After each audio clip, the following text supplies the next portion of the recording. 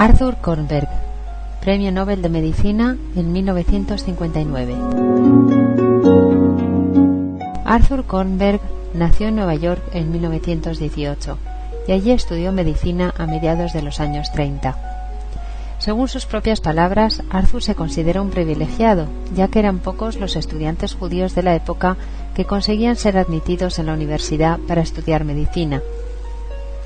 Creo que es importante que recordemos que, igual que algunos virus, el antisemitismo es endémico. Los afroamericanos que consiguen salir del gueto entrando en la NBA ganan dinero y fama, pero solo representan una fracción ínfima de aquellos que están cualificados y aspiran a ello. Lo mismo se puede decir de la admisión a la Facultad de Medicina del City College a mediados de los 30. Muy pocos lo conseguían, algunos decidieron hacer otra cosa, y unos pocos se distinguieron en otros ámbitos. Pero ¿qué hay de todos aquellos que dejaron de estudiar, aquellos cuya vida y talento fueron truncados? Era una situación trágica. Arthur Kornberg empezó ejerciendo como médico en la Guardia Costera de los Estados Unidos, pero poco después comenzó a trabajar en la sección de nutrición de los Institutos Nacionales de Salud. Allí fue donde centró su investigación en la bioquímica y más concretamente en las enzimas. Dedicó décadas en los Institutos Nacionales de Salud y más tarde en la Universidad de Washington y la de Stanford al aislamiento y purificación de las enzimas responsables del funcionamiento de la maquinaria de las células. El mecanismo de la vida se basa principalmente en la relación entre dos tipos de moléculas, las proteínas y los ácidos nucleicos. En ambos casos se trata de grandes moléculas, formadas por miles de unidades más pequeñas, ensartadas como cadenas retorcidas en forma de hélices. Las proteínas están compuestas por aminoácidos y los ácidos nucleicos por bases nitrogenadas, azúcar y ácido fosfórico. El azúcar de estas moléculas puede ser del tipo ribosa o del tipo desoxirribosa. La única diferencia entre ellas es un átomo de oxígeno. Sin embargo, esta diferencia aparentemente insignificante da lugar a dos tipos de ácidos nucleicos muy diferentes que desempeñan funciones muy distintas. Esta dicotomía también se ha reflejado en el hecho de que el Premio Nobel de Medicina de 1959 fuera concedida a dos científicos, a Severo Ochoa por su síntesis de ácidos ribonucleicos o ARN, responsables de la síntesis de las proteínas, y a Arthur Kornberg por su síntesis de ácidos desoxirribonucleicos o ADN, la sustancia hereditaria de los cromosomas.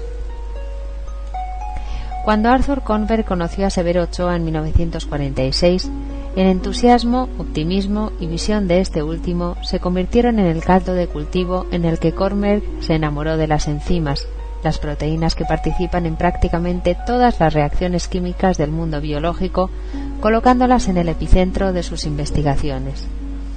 Su enfoque, crucial para la comprensión de la biología molecular de la célula, consistía en aislar las enzimas en el laboratorio y analizarlas en su contexto biológico. Kornberg buscaba una enzima que le permitiera añadir ladrillos, es decir, ácidos nucleicos, a una cadena de ADN preexistente cuando se topó con una enzima que tomaba sus instrucciones de la propia sustancia sobre la que trabajaba. A partir de este descubrimiento, fruto de su inspiración y creatividad, Kornberg consiguió sintetizar una cadena de 5.376 nucleótidos colocados con un orden determinado, el primer virus activo creado en un tubo de ensayo. El orden correcto es fundamental, porque es lo que hace que un niño se convierta en un ser humano adulto y un cachorro en un animal, pero además es lo que determina el funcionamiento del metabolismo de todo ser vivo. Con aquel descubrimiento, Arthur Kornberg se convirtió en el precursor de la ingeniería genética y de la biotecnología. La curiosidad acerca de las fases de la biosíntesis de nucleótidos, los ladrillos de los ácidos nucleicos y su ensamblaje en forma de macromoléculas se han convertido en la base para el diseño de la mayor parte de los agentes quimioterapéuticos que se utilizan actualmente en los tratamientos de cáncer, infecciones virales, sida, herpes, etc., y las enfermedades autoinmunes. Pero Arthur Kornberg ha contribuido a la investigación biológica de forma secuencial también. Sus 3 hijos son famosos investigadores en el ámbito de la biología molecular. Claro que esto no debería sorprendernos, teniendo en cuenta que se criaron en compañía de varios premios Nobel. Como director de departamento en la Universidad de Washington y en Stanford, Kornberg lideró grupos de científicos, su segunda familia, que después cosecharon grandes éxitos en los campos emergentes de la recombinación genética y la biotecnología.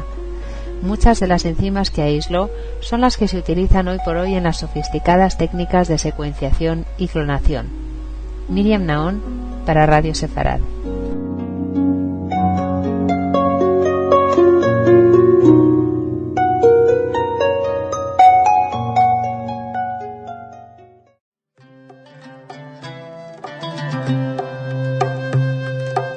Hola amigos, hoy nos acompaña un religioso de Sion, el hermano Elio Paceto.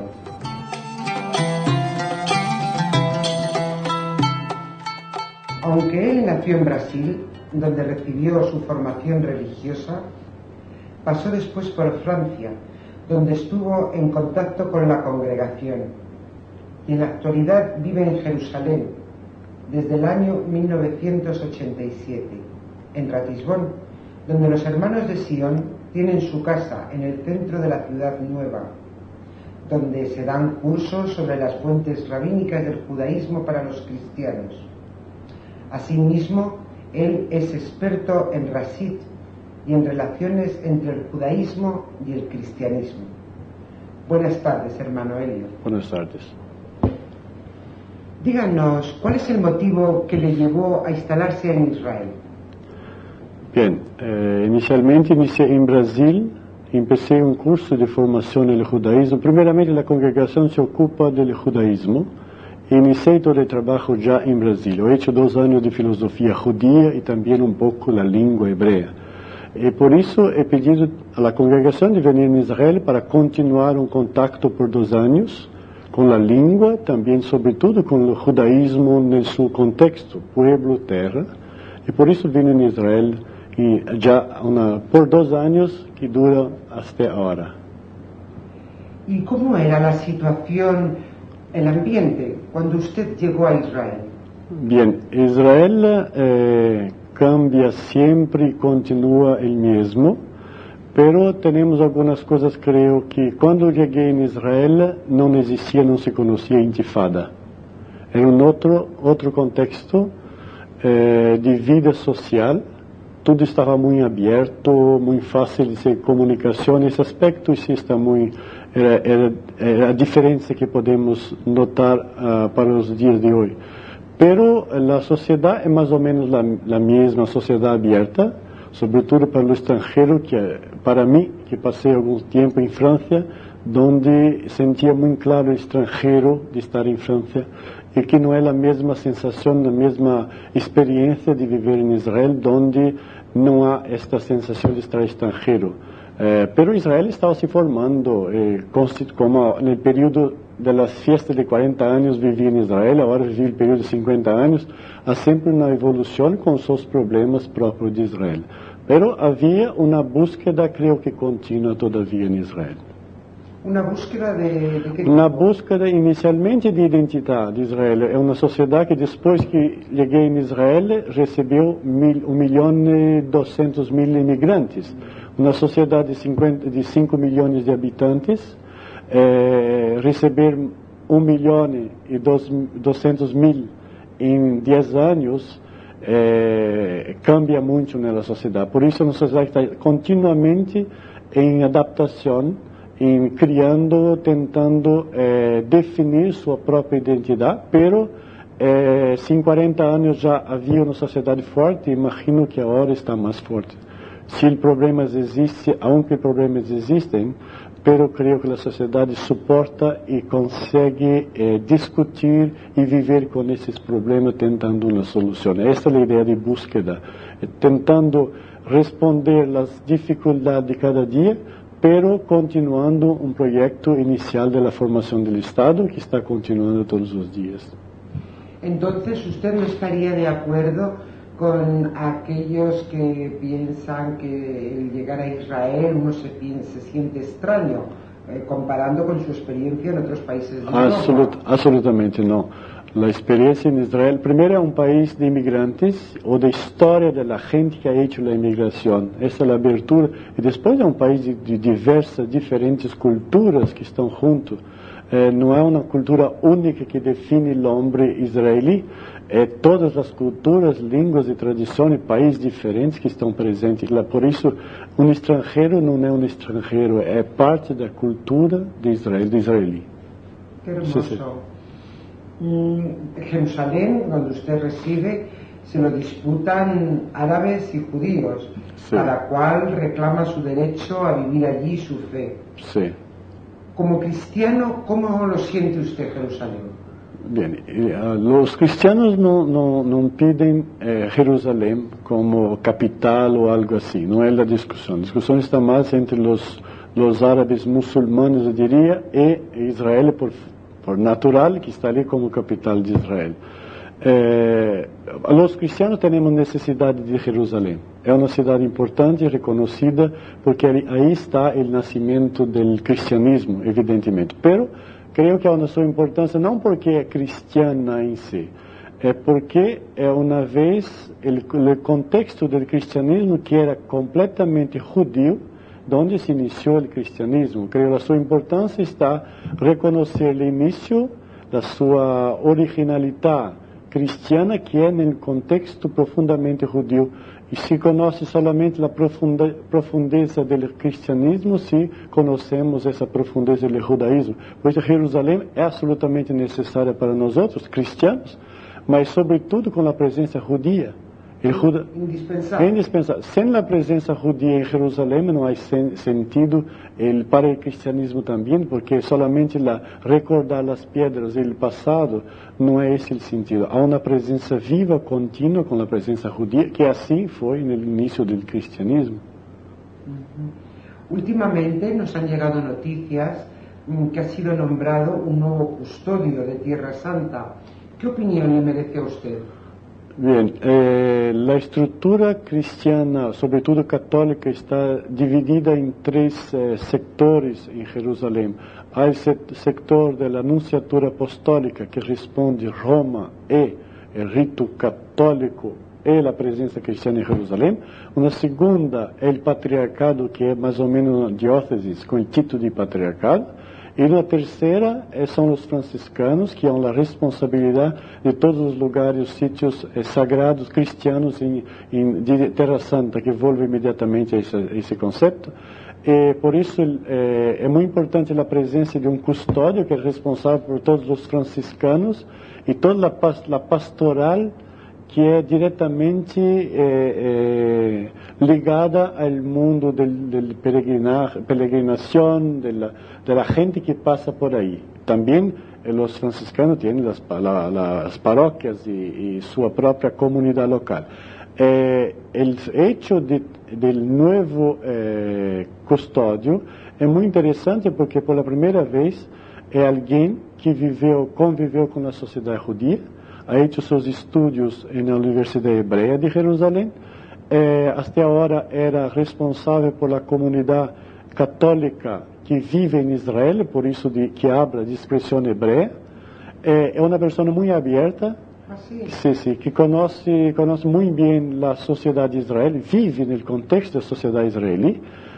Creio que os franciscanos fizeram um passo novo na posição entre os franciscanos e a sociedade israelí. Até agora, positivo, porque até agora os custódios não havia nenhuma relação com o mundo judío, não conheciam, por isso não podiam ser.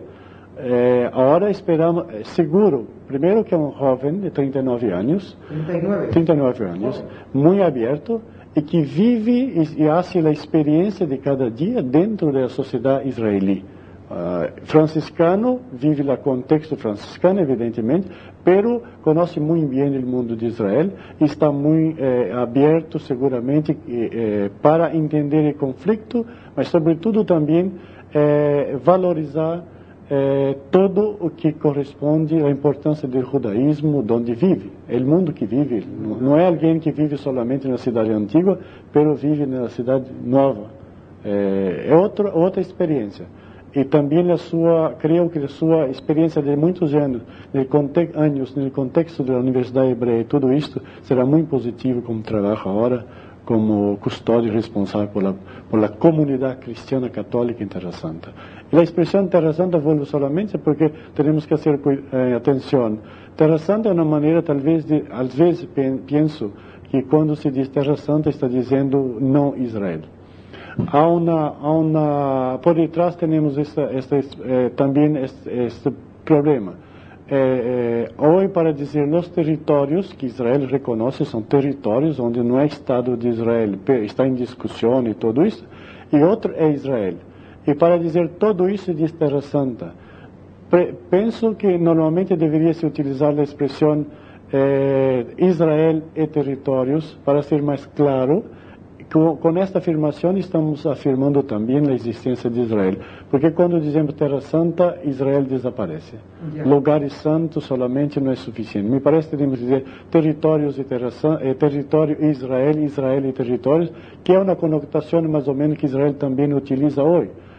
Shetachim Israel. Creo que essa expressão está muito bem também, pero é a palavra mais utilizada no contexto internacional para não assumir a complexidade que temos entre Israel e territórios. É um erro no que solemos cair, sobretudo os cristianos. Sim, e que facilita a não assumir uma identidade própria de Israel atual.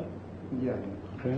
Los hermanos de Sion, sí, bueno, de los que usted es el superior, en su casa de Ratisbon, tengo entendido que es un lugar de encuentro para judíos y cristianos y que tienen ustedes profesores de ambas religiones. Sí. Háblenos un poquito de ello. Sí, bueno, el centro nació de todo el movimiento de la Iglesia en los años 60, después del Concilio Vaticano II, donde la Iglesia insiste sobre la importancia de conocer en profundidad el judaísmo para conocer el cristianismo. Así nació el centro. Por eso estamos ahí trabajando en contacto directo con la sociedad israelí, con la Universidad Hebrea y los especialistas del judaísmo. Normalmente los estudiantes son solamente cristianos. Los estudiantes son cristianos, pero los profesores sí, la mitad y mitad. El contacto con el mundo judío es necesario en ese sentido. Los judíos no hay necesidad del centro cristiano para estudiar el judaísmo, pero los cristianos sí. Nuestro contacto creo que dar todas las bases del judaísmo, que sería principalmente la literatura rabínica, toda esa literatura que inicia inmediatamente en el contexto del Nuevo Testamento y después. Entonces, la Mishnah, el Talmud y toda la discusión interna al judaísmo normativo y también la vida propia del judaísmo. Este es un poco el trabajo que hacemos en cuanto cristianos, para hacer una introducción al mundo concreto judío, que más que un trabajo intelectual es una experiencia que se hace en el contacto directo con la gente, con la lengua, con el pueblo, con la tierra. ¿Y todo eso ustedes reciben alumnos de todas las partes? Es internacional, todas las lenguas. La lengua se hace en francés o en inglés. En segundo año la tendencia a hacer en hebreo. Por eso la exigencia que en el primer año se inicie inmediatamente la lengua, l'Urpan, estudio de la lengua en hebreo, y después para facilitar también la comunicación con la lengua. Pero la idea es siempre internacional. Es muy hermoso el proyecto. ¿Y usted como cristiano católico, cómo vive el día a día en el Israel actual? ¿Cómo se desenvuelve? Mira, es la misma situación de israelí de cada día. En los últimos años también con la misma tensión, esperando siempre que termine toda la tensión, la posibilidad de ver una abertura mayor, sobre todo los países árabes, para un cambio de la sociedad actual. Pero vivemos la compra, venda, el miedo o no, la alegría, la preocupación, pero una vida continua, una vida muy intensa, una vida normal. A veces siento la gente de fuera de Israel que pregunta cómo sería posible vivir en Israel, que es un país de guerra. Pero para quien vive allí, esta es la realidad de todo israelí, y es la realidad mía también de la gente que vive conmigo, que es una vida normal, con el problema que existe ahora en todos los países del mundo. Israel se concentra también ese problema, pero la vida normal se vive muy bien. Sí, sí. y es difícil encontrarle a usted por España, es difícil sacarle de allí, de Jerusalén. ¿Cuál es el motivo de su visita en esta ocasión aquí en España? Bien, después ya de casi 10 años, Sor Ionel me invitó a venir aquí a hacer un curso. Y después de esta fecha no más paré de venir todos los años. Y hago siempre parte, interés también en el desarrollo del Centro de Estudios Judíos que tenéis aquí. Y por eso estoy siempre presente. Esta es una razón que estoy aquí. Estoy aquí también, estoy siempre contento de venir, ver la gente, estar en contacto con la gente, con los amigos que ya creé durante esos 10 años. Muy bien. Creo que mañana regresa usted para Jerusalén. Sí, vuelvo mañana por la mañana. Ya vuelve. Bueno, pues lleve usted el cariño de todos nosotros a este querido pueblo. Shalom. Muchas gracias. Toda Jabalach. Okay. Gracias, muchas gracias a ti.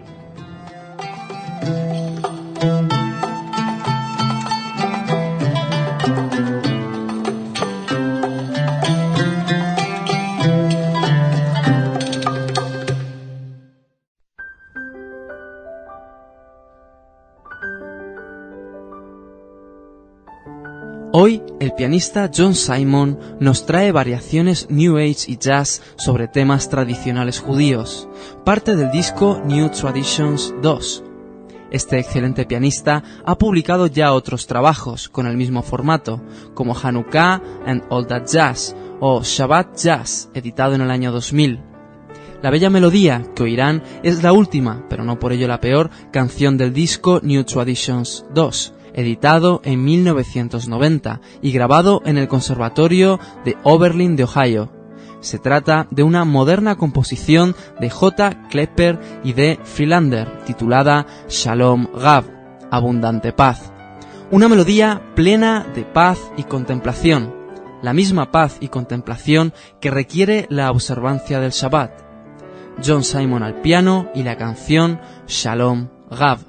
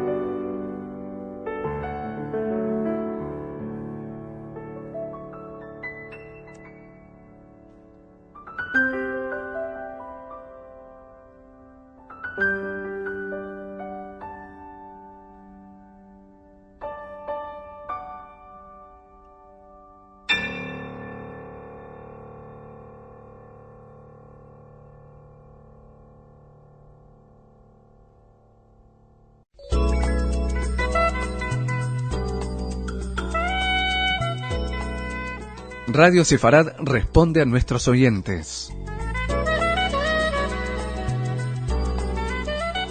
Con gran entusiasmo hemos recibido en la redacción correos electrónicos de felicitación por el reportaje especial que nos ha desvelado en 4 capítulos el gran secreto que la pastelería en Basi guardaba.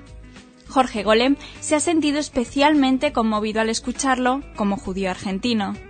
Y desde México, Luis Stern nos escribe un emocionante email, ya que la historia del doctor Eduardo Lalo Martínez Alonso le trae a la memoria la suya propia, la de sus abuelos, que pudieron escapar del horror nazi y llegar a México. Estas son las palabras de nuestro oyente. Como ya no es posible agradecerle personalmente al doctor Lalo, en nombre mío y de todos los judíos que se salvaron de los nazis, quisiera que le pasaran ese agradecimiento a la señora viuda de ese gran hombre.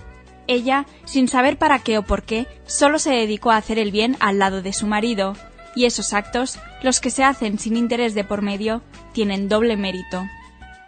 Si todavía no lo han escuchado, no se pierdan este gran reportaje fruto de la investigación de nuestra redactora Raquel Cornago. A través de la emisión que Localia Televisión dedicó a Radio Sefarad el pasado sábado, mucha gente supo de nuestra existencia. Así nos lo ha hecho saber 2 nuevos oyentes, Álvaro Soto de Onda Tierra Radio y Susana Miguel Hernández, quien, a pesar de no ser judía, siempre se ha sentido atraída por la presencia judía en España, sobre todo antes de la expulsión de 1492. Es nuestro deseo ayudarla en su acercamiento a este tema, a través de nuestras secciones dedicadas al mundo sefardí, así como aportarle otra visión del conflicto israelí-palestino, asunto que también le preocupa, como a muchos otros radioescuchas, en estos tiempos en los que además es tan común, como bien nos recuerda Susana, confundir Israel con el pueblo judío. Precisamente, otro aficionado a la radio, Daniel, nos quiere informar acerca de las publicaciones antisemitas que ha descubierto en la red, una de extrema izquierda, Resistencia, y otra de extrema derecha, Hanchar. Nuria Herreros nos pregunta acerca de la existencia de comunidad judía o familias judías en Santander. Actualmente no existe comunidad judía como tal como lo hiciera antes de la expulsión, pero sí hay personas interesadas en el mundo judío, y un ejemplo de ello es don José Luis García Gándara, de la editorial Tantín, que investiga estos temas y al que esperamos tener el placer de entrevistar en muy poco tiempo. Otra fuente de información sobre las comunidades judías de Cantabria desde el punto de vista histórico es el libro Soñar con Hispania, de Esther Ben-Dahán, centrado sobre todo en la judería del Laredo. También en breve la autora de este libro visitará la redacción de Radio Sefarad para hablarnos de sus investigaciones sobre la memoria sefardí en las comunidades del norte de España. También se sitúa en ese norte español otro correo. Miguel Ángel Alcalde Arenzana, con motivo de las jornadas que recientemente han concluido en La Rioja, Reencuentro Calahorra con el pueblo sefardí, nos pide escuchar música judío-española calagurritana. En estos momentos no disponemos de ella, pero estamos en contacto con los organizadores de dicho encuentro, por lo que no dudaremos en informarnos y con suerte disponer y emitir esa música. Y nuestro recorrido por las ciudades del norte del país acaba en Asturias, desde donde Ángel Lanchas nos felicita por nuestros contenidos, con mención especial para el mensaje semanal del rabino de Madrid, Moshe Ben-Dahán. Le gustaría estar al tanto de toda nuestra programación. Esta varía a diario de martes a viernes, al que se suma un programa de fin de semana, pero en cada emisión contamos con una serie de secciones fijas, de la que se puede informar una vez dentro de la página principal de Radio Sefarad, pinchando sobre la palabra programación, que aparece a la izquierda de la pantalla. Para todos aquellos nuevos oyentes que acaban de descubrir la radio, sepan que pueden disfrutar de los programas emitidos hasta la fecha, simplemente pinchando sobre la palabra archivo, que también aparece a la izquierda de sus pantallas. Allí accederán a todas las emisiones pasadas, tras elegir el mes y el día que deseen. Y si les interesa un tema en concreto, pueden introducir la palabra o palabras claves en el espacio en blanco junto a Buscar, y el ordenador indicará todos los programas en los que se encuentra dicho contenido.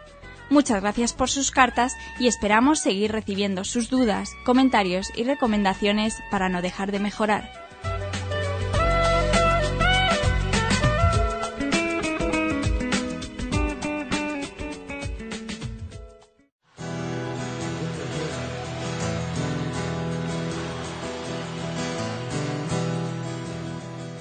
Hoy, en nuestro espacio de música actual, les traemos una preciosa y exótica joya musical, la famosísima canción Solo le pido a Dios, del comprometido cantautor argentino León Gieco, cantada en directo en Argentina por él mismo y el cantante y compositor israelí Aviv Geffen.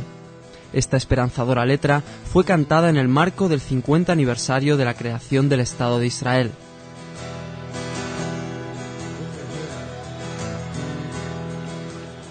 La canción Solo le pido a Dios fue compuesta por León Gieco en 1978. Fue una sangrienta década para Argentina por causa de la dictadura militar que vivió este país. León tuvo que vivir la salvaje censura de la época y no fue sino en el exilio donde pudo componer el canto de esperanza de Solo le pido a Dios.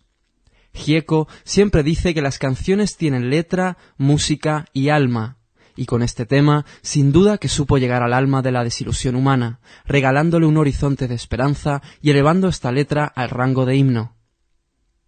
Por otro lado, Aviv Geffen nació en Israel en 1973. Es otro caso de artista contestatario, aunque de otro estilo, ya que sus canciones expresan un desafío a los valores tradicionales y agrega en sus letras temas populares de la juventud, como el amor, la violencia o las drogas. Empezó a estudiar música a los 6 años y a escribir canciones a los 7. También de forma autodidacta aprendió a tocar 6 instrumentos, dejando los estudios regulares de lado y dedicándose por completo a la música.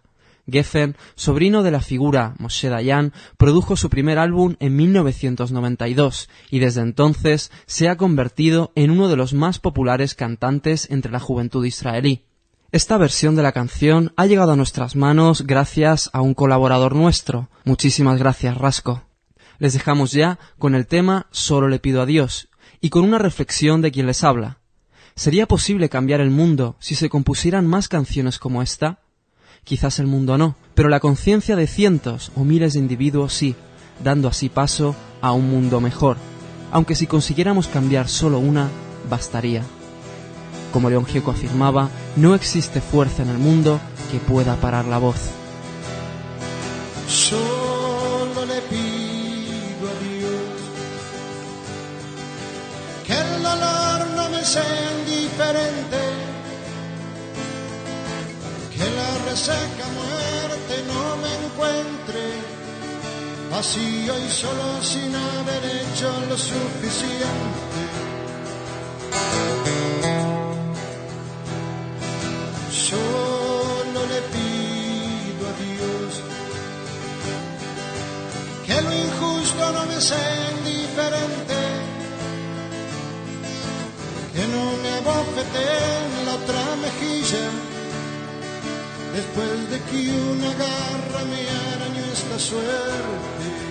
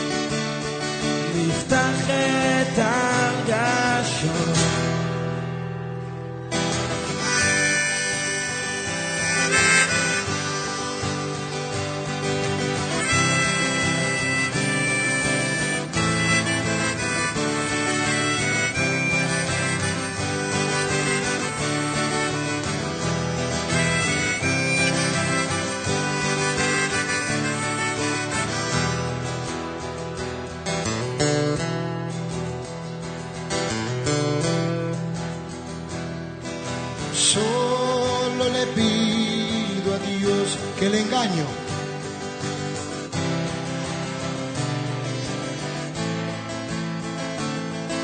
si un traidor puede más que unos cuantos, que esos cuantos no lo olviden fácilmente. Solo le pido a Dios que el futuro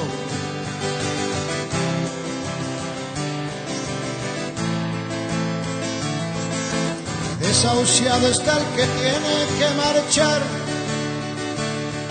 a vivir una cultura diferente.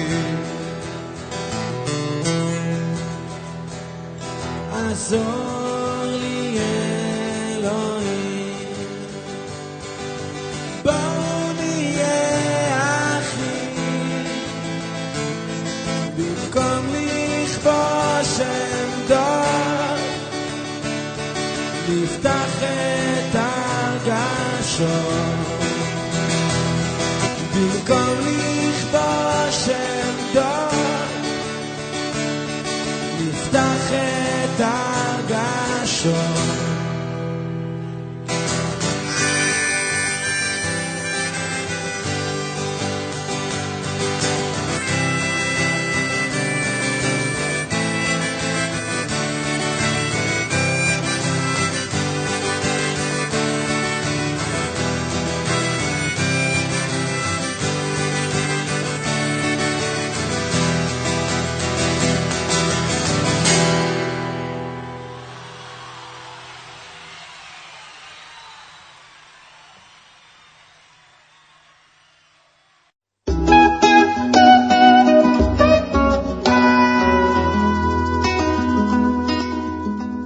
Bueno, nos hemos puesto el delantal, tenemos todos los ingredientes preparados, ahora les decimos cuáles son.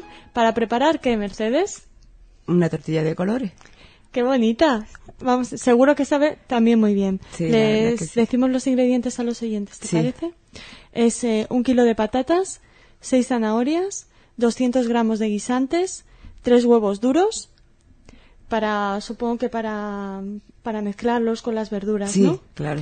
8 huevos para cuajar la tortilla, sal, pimienta blanca y nuez moscada. La nuez moscada sustituye a... Sí, cuéntanos.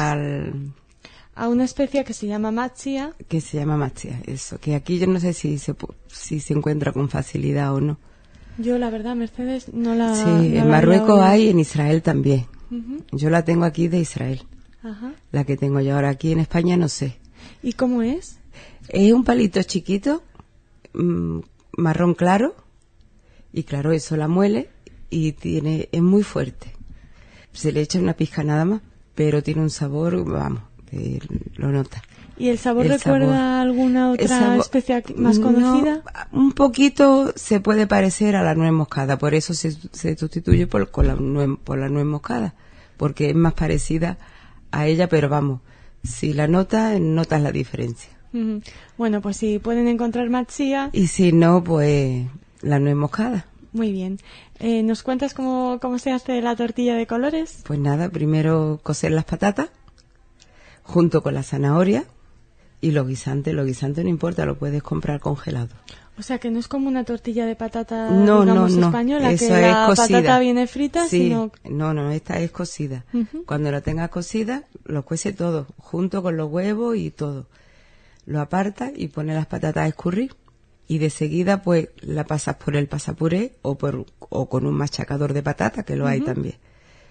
Le pones 4 huevos. Nada más que la pase por el pasapuré, por el machacador. Antes de que se ponga fría, para que luego la patata no se ponga... No se oscurezca. No se ponga... Se llama patata zapatera. Cuando Demasiado se ha pastosa, cocido... a lo mejor. Se queda dura. Se queda muy dura. Entonces, al batirle esos 4 huevos, ya se queda suave. La patata ya se queda suave. Ah, claro, y entonces porque si se pusiera dura, la patata sería más difícil luego Claro. cuajar la tortilla, Claro. ¿no? Entonces le echas esos 4 huevos, los guisantes se los echa tal cual, y las zanahorias las pica a cuadritos. Y los huevos que ya lo tienes cocido, también lo pica a cuadritos. Le echa la especia, la sal, la pimienta, la nuez moscada, y luego le agrega los 4 huevos restantes. Lo bates todo y prepara un molde. ¿Cómo te gusta? ¿Rectangular o redondo? redondo? A mí me gusta más redondo. Pero vamos, rectangular luego para cortar es más fácil. Claro. A lo mejor para cuando hay una fiesta y sí, los es más fácil. Es más fácil y queda en cuadradito y queda bonita, pero también redonda queda bien. Para una comida queda mejor la redonda. Vale. Ahora, cuando es un aperitivo, por ejemplo, las cuadradas quedan mejor. Pues nada, el molde lo bañas con aceite o le pone el film transparente.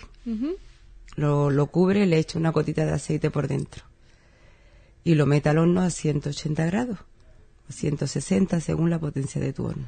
Muy bien, porque es mucho menos grasienta que la tortilla a la que estamos acostumbradas. Sí, no lleva nada. Aceite en la sartén. No, esto no lleva nada más que la gotita de aceite. Si forra el molde con el film transparente, le echa una gotita de aceite nada más en el fondo, porque ya después el aceite sube para arriba, lo viertes todo en el molde y lo metes al horno. Como 20 minutos o media hora. Tú ya la vas tocando, cuando ya esté dura, la sacas del horno y ya está. Se puede tomar fría o caliente. Y con pan. Vayan preparando pan. Si quieres pan. o no sé. ¿Nos haces otra sugerencia para acompañar la tortilla? ¿Un poquito de mayonesa quizá? ¿O? Sí, si le gusta la mayonesa la puede acompañar muy bien con una mayonesa, con una ensalada fresca también está muy buena. Y con un poquito de pan o unas tortitas o cualquier cosita. Muy bien, pues Mercedes Truzman nos ha traído hoy una receta muy ligera. Eso, muy fácil, que se puede hacer de un día para otro con mucha facilidad. Si al día siguiente tenemos prisa, porque la mete en el horno y se puede comer fría igual que caliente. Pues eso, muy ligera, vegetariana, barata también. Claro. Apetitosa para esta época del año y sobre todo muy sefardí. Muchísimas gracias. Sobre todo eso. Bueno, pues nada, un saludo.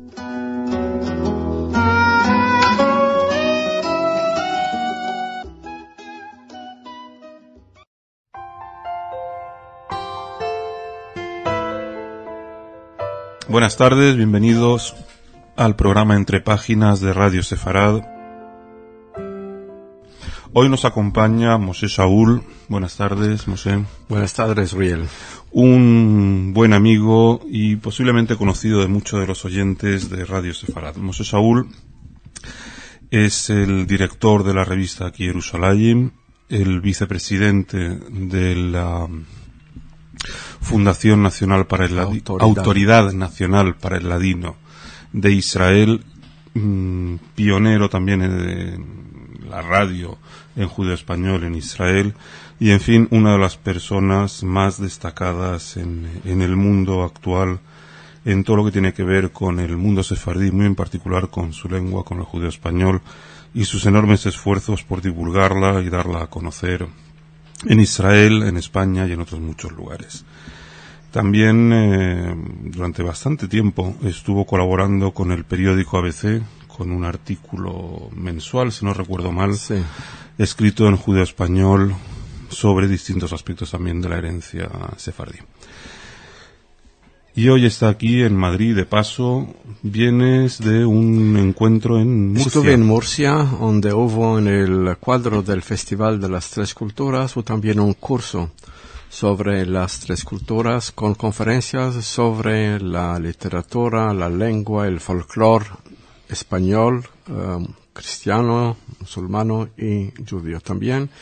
Yo traté, de mi punto de vista, de lo que es hecho actualmente en el campo del ladino en el mundo, especialmente en Israel y en España. Y ahora mismo la Autoridad Nacional para el Ladino de Israel, ¿en qué centra su actividad?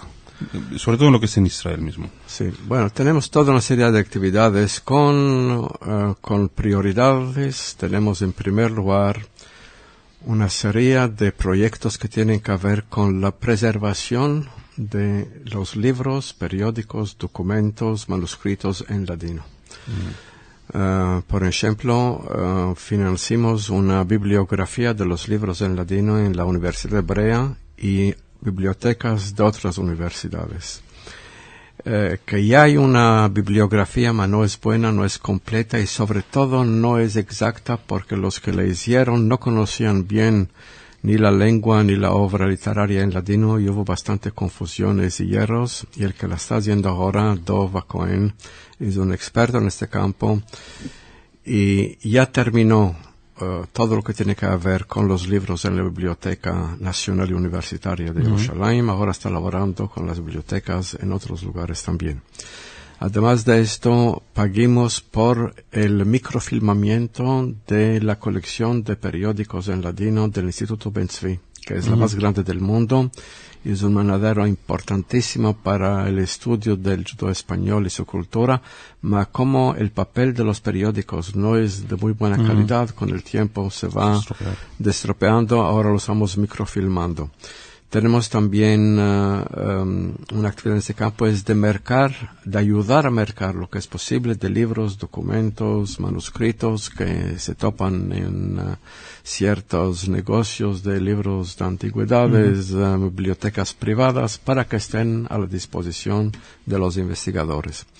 Además de esto, ayudamos mucho también a la enseñanza. Financiamos los estudios casi en todas las universidades de Israel en lo que toca el ladino, que son la Universidad Hebrea, la de Bar Ilan, la Ben Gurion en Beersheba, la de Tel Aviv, y ahora últimamente en Haifa también se abrió un curso de ladino. Damos becas a estudiantes para que estudian el ladino en esas universidades. Tenemos un curso para la formación de activistas de cultura judo-española, un curso de una semana intensiva y después encuentros mensuales durante el año entero, en los cuales tratamos de formar personas que puedan crear a su alrededor círculos de cultura judo-española. Además de esto, ayudamos a la publicación de libros, de revistas. La revista Yerushalayim es ayudada por la autoridad, discos, tabradas culturales, folclóricas. Pero lo más importante, creo, es este hecho de salvar lo más posible de la cultura judo-española antes que sea demasiado tarde. También, si no recuerdo mal, en algún momento habéis hecho un gran esfuerzo también para grabar canciones y cuentos. No, esto no fue hecho por la por la autoridad. Esto ya fue hecho, ya hay una colección de cantes que yo creí cuando era director de la emisión en judo español de Col Israel. La autoridad ayudó a hacer el catálogo informático de esta, que es el catálogo en realidad ya había sido hecho en un proyecto de Israel y España con el ayuda del Instituto Arias Montano, la informatización no estaba ainda completa y eso pudimos completarlo con el ayuda de la autoridad. Lo que sí está haciendo la autoridad, estamos ahora empezando a grabar entrevistas, testimonios de rescapados de la Shoah en ladino. Muchos de los cuales hasta ahora no contaron sus recuerdos a ninguno por diversas causas psicológicas y otras traumáticas. Ahora estamos tratando de que esto sea registrado en ladino. Dos cosas muy importantes que me voy a decir. Años atrás hicimos un coloquio internacional sobre la manera de escribir el ladino. Y también hicimos una exposición de libros en ladino que tuvo mucha curiosidad. Primero en Israel y después estuvo en 7 ciudades de España. Creo que esto es bastante. Sí, no, es un programa de actividades realmente importante. Antes mencionabas que en Israel apoyáis que en algunas universidades haya estudios de judeo español. ¿Es carrera completa? ¿Es parte de otras carreras universitarias? Sí. ¿Cómo está hoy el tema del estudio judeo español? Depende de las universidades. En Yerushalayim es parte de una carrera que se llama de BA o de bachillerato, no sé cómo a qué equivale aquí en España, en el marco de la cual se estudia 2 o 3 materias principales. Entonces uno puede tomar cultura judeo-española, historia o lengua o hebreo y otra cosa. En Bar Ilan uno puede también escoger esto como una de las materias para su diploma universitario y hay también algunos que están haciendo el doctorado en ladino. En las otras universidades es ainda ahora que se empezó, diremos en Beersheba, fue creado ahora solo un instituto de estudios del ladino al nombre de Moshe David Gaon, que va a tratar de adelantar esos proyectos. En la Universidad de Tel Aviv, por las horas, es solo estudio de lengua, sin nada más, y un poco de cultura. Haifa también está haciendo los primeros pasos. De manera que solo en 2 universidades hay estudios, diría, completos, donde uno puede estudiar lengua, literatura, folclore, historia, y otras materias más, y hacer esto como parte de los estudios universitarios. ¿Y hay mucha gente ahora mismo siguiendo estos estudios? Bueno, mira, en Bar Ilan hay en los diversos cursos que tienen que ver con el dinero, son más de 80 personas, que es bastante, diría mismo, mucho más de lo que había solo 3-4 años atrás. Entonces había 20 elevos y era mucho. Ahora hay casi 80. Lo mismo en la Universidad de Jerusalén. En la Universidad de Beersheba hay algo interesante. Los cursos de ladino son muy populares y cada año se enlistan unas 80 personas y hay más que quieren y no hay lugar para ellos. ¿Y el motivo del éxito? De esto porque en Beersheba hay una grande proporción de latinoamericanos que les conviene mucho estudiar el ladino como parte de sus estudios generales. Y les interesa también, diremos, es algo que pueden entender mejor, les viene más fácil. Entonces, hay muchos estudiantes de lengua. Del resto de la literatura es ahora solo que se está empezando. El tiempo para esa entrevista se acaba. Yo lo que espero es que muy pronto volvamos a tenerte en esos estudios, pues hay muchos temas de los que hablar con Moshe Shaul, de su labor, de sus conocimientos. Y es un amigo querido para mí y para esta casa, y espero que muy pronto nos vuelvas a visitar, Moshe. Muy bien, lo espero yo también. Y un gran éxito en lo que gestiones que te quedan en España y tu labor en Israel. Gracias. Y con esto se despide de ustedes Uriel Macías del programa Entre Páginas de Radio Sefarad. Muchas gracias, Moshe Shaul, por haber estado aquí con nosotros.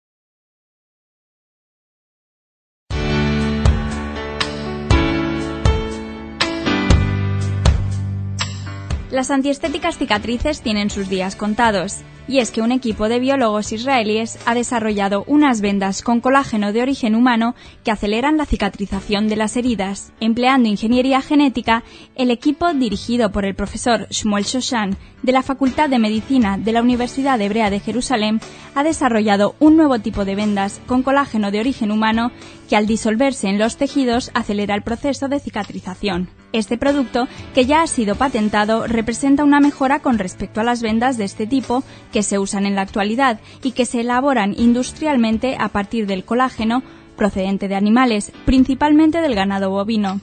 El colágeno, elemento constituyente del cartílago, se utiliza en medicina como material implantable de relleno en tejidos blandos y en ocasiones con fines puramente estéticos. El equipo del profesor Shoshan elaboró la nueva venda al incorporar una fina capa interior de colágeno humano que se disuelve fácilmente en el tejido herido con la ayuda de una enzima. Como indicó el científico, las partículas moleculares que se obtienen de ese modo influyen directamente en el proceso de curación, que se acelera de forma notable.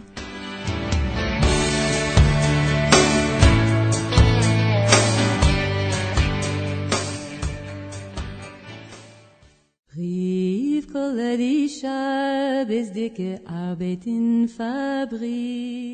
Hoy en nuestro espacio de música en Yiddish les presentamos una singular composición, Rivkele die Shabesdike. La prestigiosa musicóloga Judith Cohen ha recogido e interpretado esta valiosa pieza del repertorio en Yiddish inspirado en la Shoah. La tragedia ha sido siempre un tema inevitable en la música ashkenazí. La historia lo determinó así. La breve composición que escucharán es una verdadera joya de ese acervo. Rivkele es de una hechura triste. Los nazis deportaron a todos los hombres judíos del gueto de Białystok el sábado 12 de julio de 1942. A sus mujeres las llamaban las Shabesdike, las del Shabbat, porque la tragedia pasó en el día de sábado, Shabbat judío. Rivkele, la Shabesdike, trabaja en una fábrica tirando los hilos uno por uno, mira por la ventana al gueto triste y se pregunta si su marido vive aún o si sufre en los campos de concentración. Pesach Kaplan, autor de la letra de Rivkele, murió en el gueto de Białystok un año después. La canción fue aprendida por la musicóloga Judith Cohen de Adrienne Cooper en Nueva York en 1989.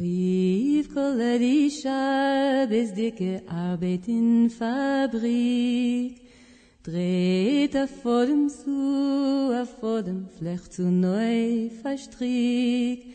Hoi die geht auf finstere, dauert schon zu lang.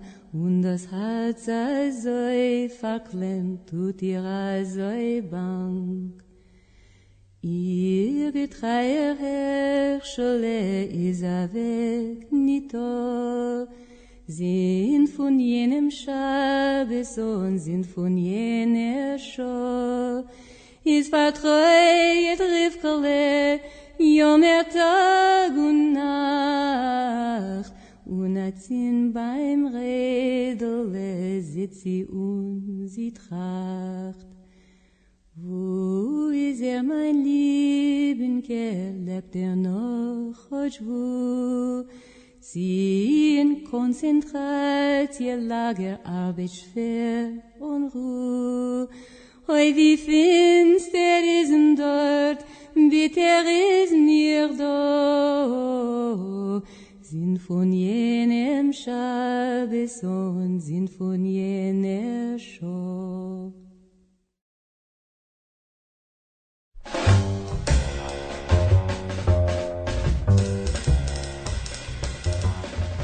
Bienvenidos una vez más a este espacio de jazz y vanguardia de Radio Sefarad.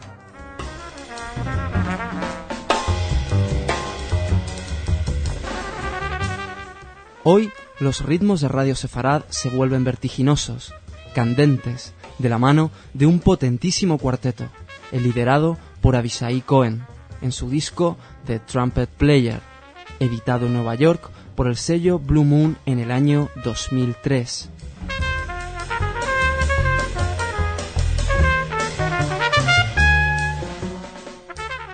Aunque sea el nombre de Avishai el que figura en la portada, es incontestable la calidad artística de sus tres miembros.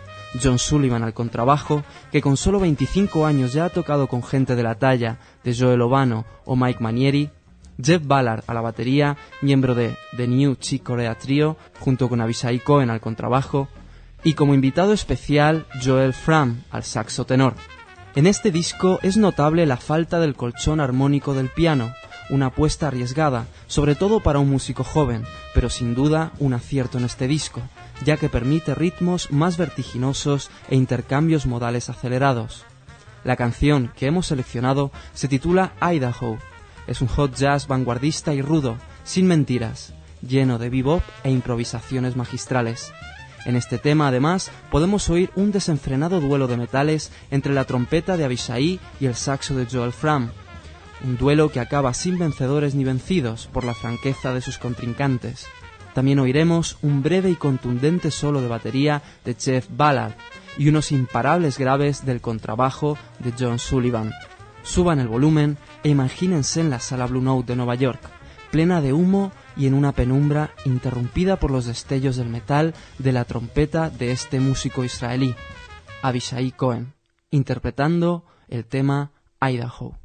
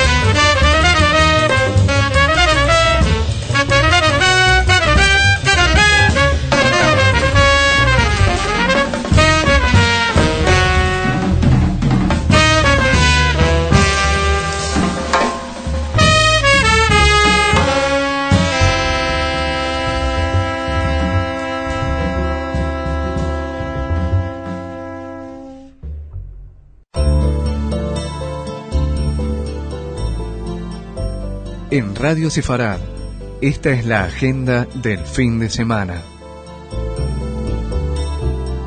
Ayer dio comienzo el segundo seminario de la Asociación Española de Estudios Hebreos y Judíos, organizado por el Patronat del CAL de Girona, en el que se han hablado de temas como el mundo bíblico, Qumran o los estudios rabínicos. Hoy continúan las interesantes conferencias a cargo de distintos expertos hebraístas que se completarán con una visita guiada a la judería y al Museo de Historia de los Judíos de la ciudad catalana. Ya el sábado concluirá el seminario con una asamblea abierta de la asociación. No les contamos más, porque de todo ello nos ha hablado en la entrevista de hoy Miguel Pérez, presidente de la Asociación Española de Estudios Hebreos y Judíos. No se la pierdan. Nos quedamos allí porque precisamente en el Museo de Historia de los Judíos y entrelazado con el congreso del que les acabamos de hablar, se inaugura hoy la exposición El secreto de los libros, documentos escondidos de los judíos de Girona, en la que se mostrarán los documentos hebreos de época medieval recientemente descubiertos en las cubiertas de los libros del Archivo Histórico de Girona. Será a las 6 de la tarde con una conferencia inaugural a cargo del Dr. Joan Ferrer. Nos situamos ahora en Madrid, donde dará comienzo por tercer año consecutivo Arte Hebraica, una exposición de arte sobre temática judía organizada por Hebraica Madrid y la Comunidad Judía de Madrid. El tema de esta convocatoria es Judaica, festividades, acontecimientos históricos, vivencias y cultura, tradiciones y costumbres, Israel, diáspora. Y se pueden presentar las obras con técnica libre, pero que sean inéditas y no superen unas determinadas dimensiones. Las bases están disponibles en la sede de Hebraica.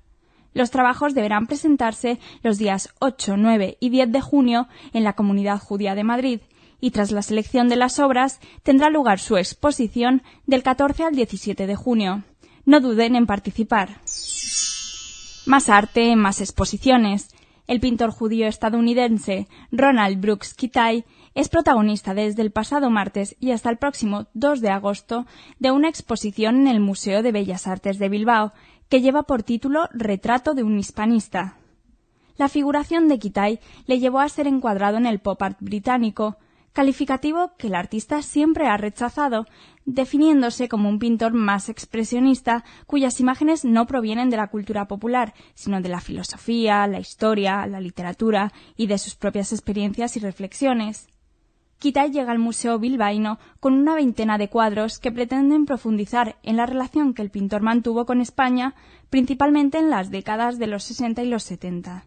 En los años 80, el artista se fue despegando de España, al tiempo que crecía su interés por buscar su propia identidad en sus orígenes judíos. No abandonamos el arte, ya que acaba de comenzar en Madrid el 7º Festival Internacional de Fotografía y Artes Visuales, Foto España 2004. De entre todas las exposiciones que inundan Madrid de fotografías estos días, queremos destacar dos.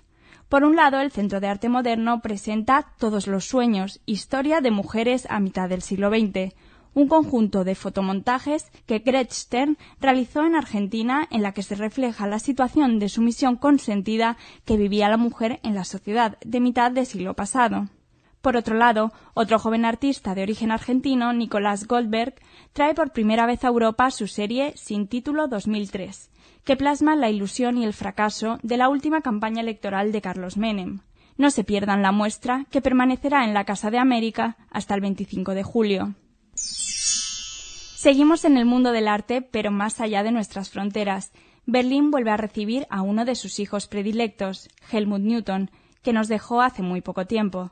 No solo su cuerpo descansa ahí.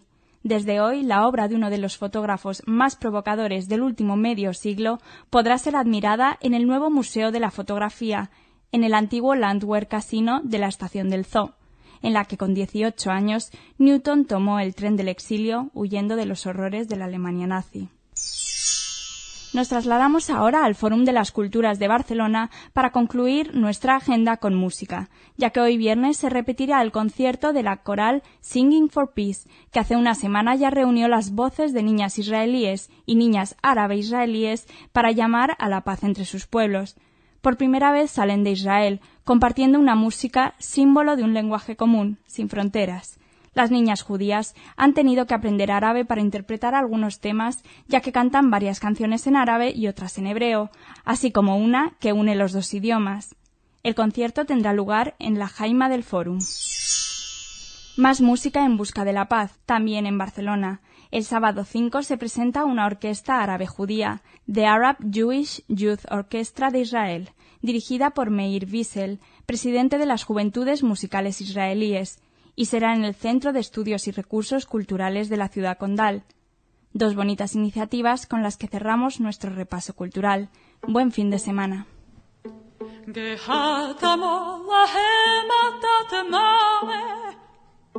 Geschicht mich lernen als mein Kind vor dir. Gemeint, ich will a Doktor sein, Mistame. Gezatzket und gezertelt sich in mir. Nach Plutzim zerrt der Sturm sich zerholt. Geblieben bin ich einsam, wir stehen. Bis gute Menschen haben zugeholt. Und jetzt bin ich schon wieder nicht allein. Weil ich bin vom Transport, mich kennt jeder im Gas. Ich bin vom Transport, ich reise gleich und mir Spaß. Hey, seht mein Wagen, es will Sand auf mir tragen. Und mit Stolz kann ich euch sagen, als vom Transport bin ich.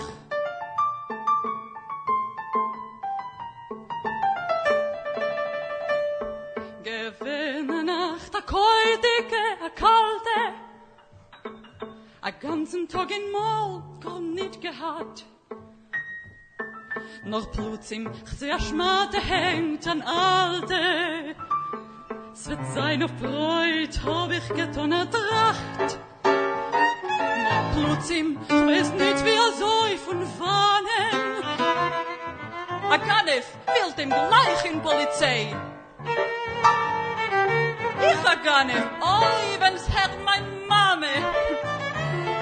Und jetzt bin ich schon wieder nicht allein. Weil ich bin vom Transport, mich kennt jeder in Gas. Ich bin vom Transport, ich reise gleich und mit Spaß. Hey, seht mein Wagen, ich hab Beschränkung durch mir tragen. Und mit Stolz kann ich euch sagen, als vom Transport bin ich.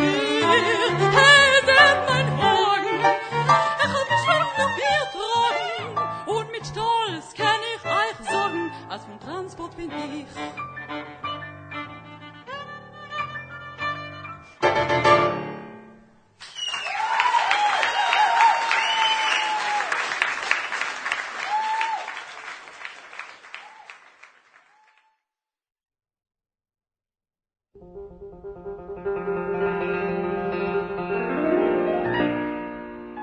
La vida es cine.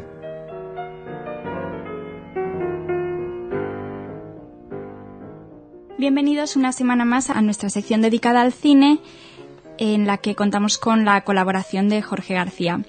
Hoy os traemos una estrella más del cine israelí y vamos a tratar un tema muy interesante, la homosexualidad vista detrás de la cámara israelí. Y empezamos con nuestra sección dedicada al Star System de Israel, con la figura posiblemente más destacada de su cinematografía, Chaim Topol. Topol nació en Tel Aviv el 9 de noviembre de 1935 y su carrera comienza justo cuando termina el servicio militar y tiene que regresar a su kibutz, fundando la compañía de teatro satírico de Spring Onion. En 1960 hace lo propio con el Teatro Municipal de Haifa, donde interpreta personajes de Petruchio, de Ionesco de Brecht, y debuta en el cine con la comedia israelí I Like Mike, por la que gana su primer premio de interpretación. Recordar que Topol ha estado nominado en 2 ocasiones a los Globos de Oro, consiguiendo uno, y ha conseguido el premio al mejor actor en el Festival de San Sebastián, además de sendas candidaturas al Tony de Teatro y al Oscar como mejor secundario, por el que sin duda su papel más relevante y conocido, El violinista en el tejado, Fiddler on the Roof, del también judío Norman Jewison. You may ask, why do we stay up there if it's so dangerous? Otros papeles menos importantes son los realizados en View from the Bridge, que rueda en Gran Bretaña, y The Baker's Wife, de nuevo en Estados Unidos. Sin duda un grandísimo actor, Chaim Topol. Y ahora pasamos a nuestro otro tema de hoy. Recientemente han sido varias las películas israelíes que han abordado el tema de la homosexualidad, concretamente los cineastas Eitan Fox y Tomer Heyman. El primero con gran éxito de crítica y público en el pasado Festival de Berlín, ¿no es así? Bueno, y no solo estos, también Nir Niemann con Envíame un ángel, o Shahar Rosen con Al-Hakaf, Sobre la línea, que se acaban de presentar en el Festival de Cine Gay y Lésbico de Turín. Eitan Fox es una de las jóvenes promesas del cine israelí. Nacido americano en New York City, emigra a Tierra Santa siendo niño con sus padres. Se instala en Jerusalén y tras cumplir el servicio militar estudia cine y televisión en la Universidad de Tel Aviv. Su primer film, Time Off, apenas dura 50 minutos en los que narra los problemas que acarrea tener una determinada orientación sexual dentro de lo que es el ejército israelí. Cinta que en 1990 ganó el premio a la mejor película del año concedido por el Instituto Nacional de Cine y muchos otros internacionales como el del Festival de Múnich. En 1994 rueda su primer largo de ficción, La canción de la sirena, que es una comedia romántica sobre la vida en Tel Aviv durante la Guerra del Golfo en 1991, con Orly Silversadge, Dalit Kahan y Yair Lapid, uno de los filmes más taquilleros en Israel aquel año. Entre 1997 y 2000 concluye uno de sus proyectos más ambiciosos, Florentín, que son una serie de documentales que realiza para la televisión nacional. Más bien son docudramas en los que examina la vida que hacen los jóvenes en la ciudad de Tel Aviv, sus ideas, prioridades e inquietudes tras el shock que supuso el asesinato del primer ministro Yitzhak Rabin. Trabajo que consiguió el primer premio en la categoría de televisión del Festival de Cine de Jerusalén. De nuevo, en su más famosa, Yossi Jagger retoma la temática gay, que lo ha hecho mundialmente conocido en el circuito de festivales dedicados a esta cuestión. Sí, se puede decir que es una versión ampliada y dramatizada de su primerizo Time Off, con el mismo tema, dos hombres enamorados que se conocen dentro del ejército, interpretada por Ohad Noller, Yehuda Levi, Asi Cohen y Hani Furstenberg, en película que rodó el pasado año. Y este año, otra vez en la Berlinale, ha presentado un nuevo largometraje, Walk on Water, envuelto de nuevo en la polémica. Sí, la Lejet al-Hamaim, o Caminar sobre el agua, la relación entre Yal, un agente del Mossad desesperado por el suicidio de su mujer, y Axel, un homosexual alemán cuyo abuelo fue un criminal nazi. Protagonizada por Lior Ashkenazi, Nut Berger y Carolina Peters. Actualmente Fox prepara su primer film en inglés, titulado provisionalmente 1967, que imaginamos tratará sobre la Guerra de los 6 días. ¿Y qué nos puedes contar de Tomer Heyman, otro realizador no menos crítico que Fox? Bueno, Heyman se inició en el cine mucho después, debutó en el 98 con el documental Big Mama, y la verdad es que todo su cine es de carácter documental. Le siguen en el año 2000 Lock Till I Cry y un año más tarde It Kinda Scars Me, otro ensayo fílmico sobre la adolescencia, esta vez en el suburbio capitalino de Tel Aviv. En hebreo, con poco más de hora y cuarto de duración, termina en 2002 Aviv, un retrato complaciente a mayor gloria del más popular de los cantantes israelíes, Aviv Geffen, nieto del general Moshe Dayan y artista comprometido por la paz y los derechos humanos, aunque también un gran provocador, siempre pregonando su bisexualidad y arremetiendo cada vez que puede contra el excesivo poder de los ultraortodoxos en las decisiones del gobierno de su país. Pues muchas gracias, Jorge, por ponernos al día en el cine israelí, y hasta la próxima semana.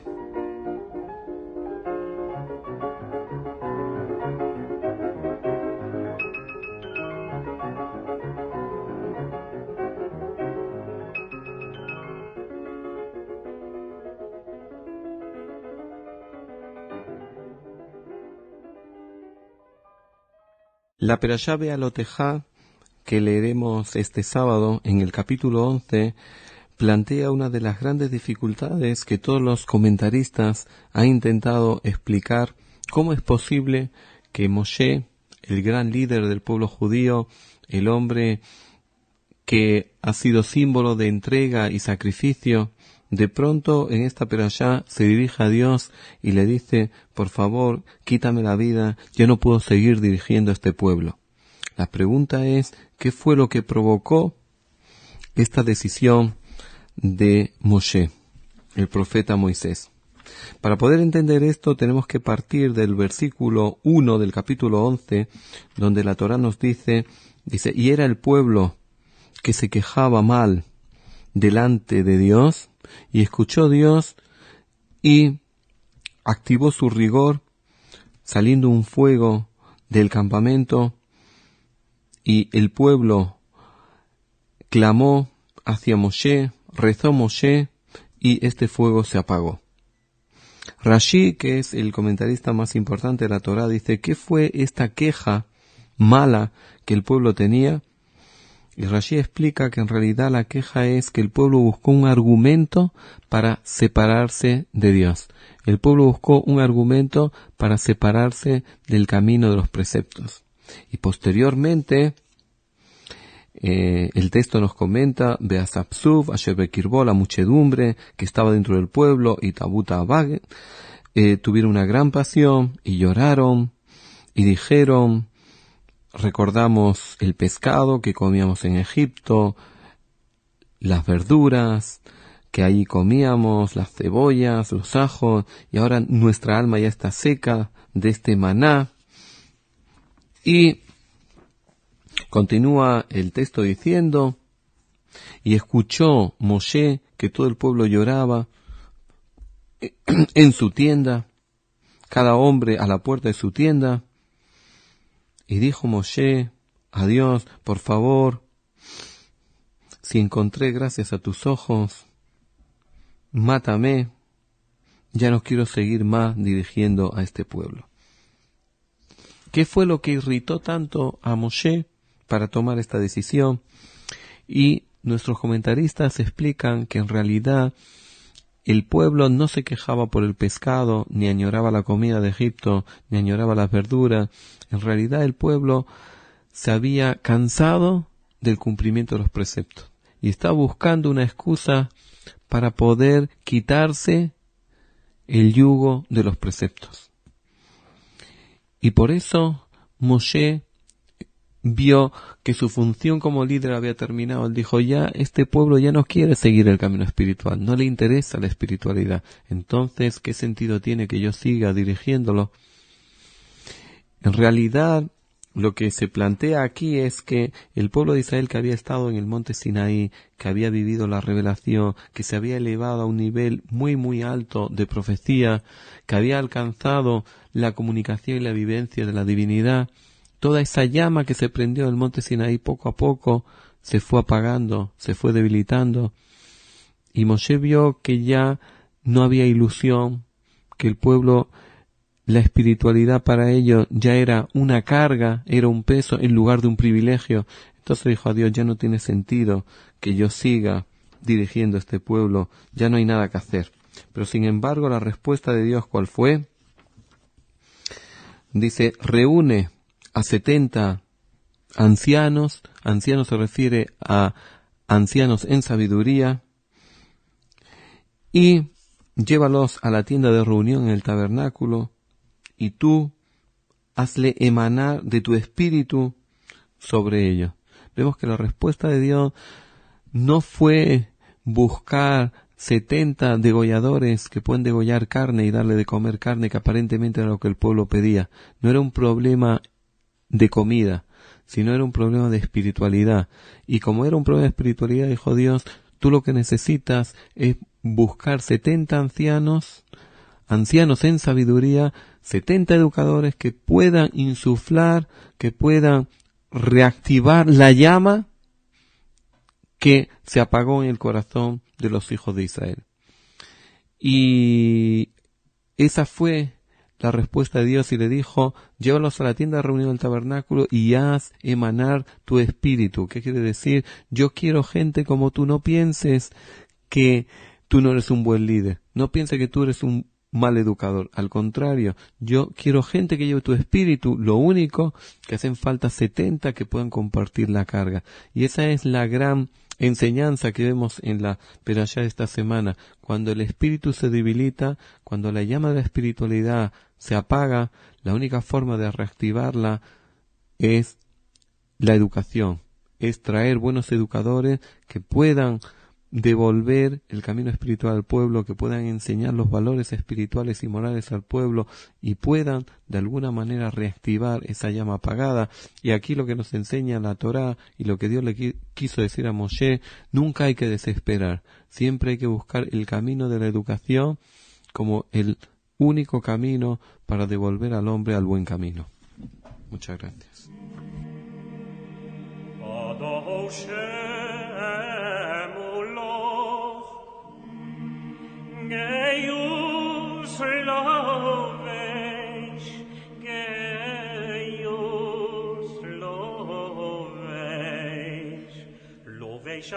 Shem osis azor Aftikom tevel baltimot